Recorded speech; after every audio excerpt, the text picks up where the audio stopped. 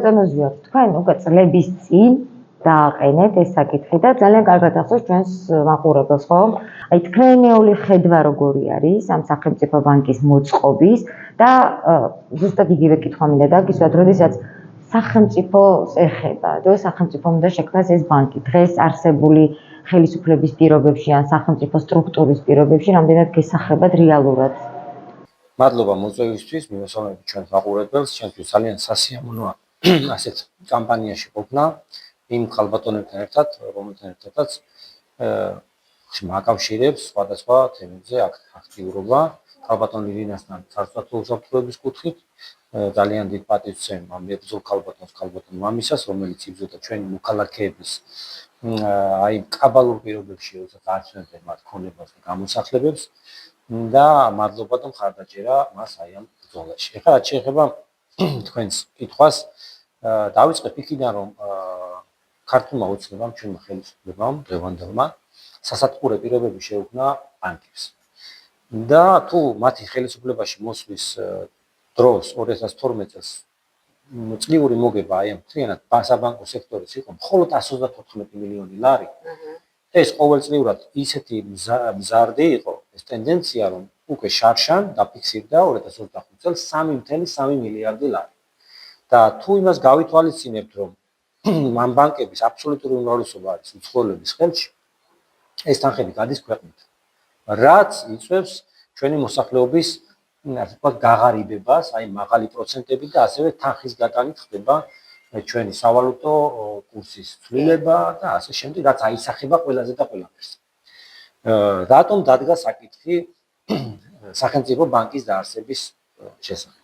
ჩვენ გავიხსენოთ ერთი ძალიან მნიშვნელოვანი მაგალითი, თუ როგორ ატყავებდა ლიბერტი ბანკი ჩვენს პენსიონერებს. აი სახელმწიფო ბანკი, როდესაც იქნება და მასში თავისთავად იქნება როგორც პენსიონერების თემა, ისევე საბიუჯეტო ორგანიზაციების, ეს იქნება მასწავლებლის ხელფასები, ეს იქნება პოლიციელების ხელფასები, ეს იქნება საბიუჯეტო ორგანიზაციების შორს არ წავარ ჩამოსახლად, ხო? ანუ რატო უნდა ქონდეს კერძო სექტორს, რომელიც აღარიბებს კიდევ უფრო მეტად აი ამ პროცენტებით ჩვენ პენსიონერებს და სხვადასხვა სფეროს წარმომადგენლებს მათ ხელში. ეს უნდა ქონდეს სახელმწიფო ბანკს. თვითონ ბანკის პრინციპი ისეთია, რომ თუნდაც მცირე მოგებით ის წაგებაში არასდროს არ იქნება. და როდესაც ჩვენ ხედავთ, რომ სახელმწიფოს თვითონ ხა იყო კონტრარგუმენტები, რომ აი თანხა არ არის. თანხა არის. და გეტყვით რა.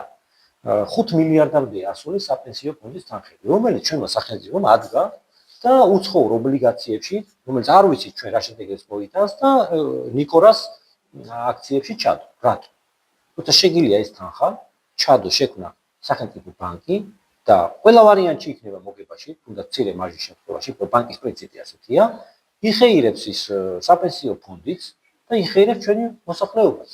და კიდევ რა პლუსებია? პლუსები არის ის, რომ ეს უცხოური ბანკები, როდესაც ნახავენ, რომ სახელმწიფო ბანკის შემთხვევაში პროცენტები დაბალია და უკვე საბიუჯეტო ორგანიზაციები გადასულია მათთან და უკვე კერძო პირებიც დაიწყებენ მათთან აი ამ ბანკში გადასვლას, იმიტომ რომ პროცენტი იქნება დაბალი და უკეთესი პირობები იქნება, ის ბანკებიც იძულებული იქნებიან დააკლონ პროცენტები, რასაც იხეირებს თვითონ ჩვენი ქვეყანა. აქტიურად უნდა აკეთებდეს ეროვნული ბანკი.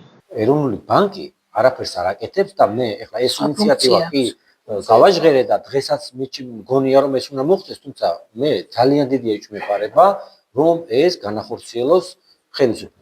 არ მგონია რომ განახორციელოს, თუმცა ვალდებული ვარ მე ეს ხალბატონი მამისას და ყველა ვისაც სჯერა ამ საკითხის რომ ეს გავაჟღეროთ და ვთქვათ, მაგრამ მე იმედის არ გამაჩნია რომ ხელისუფლება ამ ნაბიჯს გადაკლავს. თვითონ ის პარლამენტშიც გააჟღერეს, მაგრამ რა რო გააჟღერეს რა, ჯერ რაღაც სრულიად აცდენილი რაღაცეები გავიგეთ მათი ბაგეებიდან რომ თითქოს რაღაც აწარმოეს საქართველოსთან აპირებენ თითქოს რაღაცას მაგის ფორმით ან იდეა რაც უნდა ყოფილიყო სრულიად აცდენილია და არ მგონია რომ ხელისუფლებამ ეს ნაბიჯი გადადგეს, იმიტომ რომ მათი deep state-თან ბრძოლა ბჭყალებში ეს არის პირადი ინტერესებისთვის. თუ მათ პირადი ინტერესებს ხელისუფლებაში დარჩენას, ხელისუფლებაში ყოფნას, რაღაც გავლენებს თუ შეეხო, მაშინ კი ბატონო, ყველას დაუპირისპირდებიან, მაგრამ ის რომ ხალხის ინტერესებისთვის მათ ნაბიჯი გადადგან, ეს ჩვენ 14 წლის მანძილზე ვერ დავინახეთ და არც იმის იმედი მოხდა.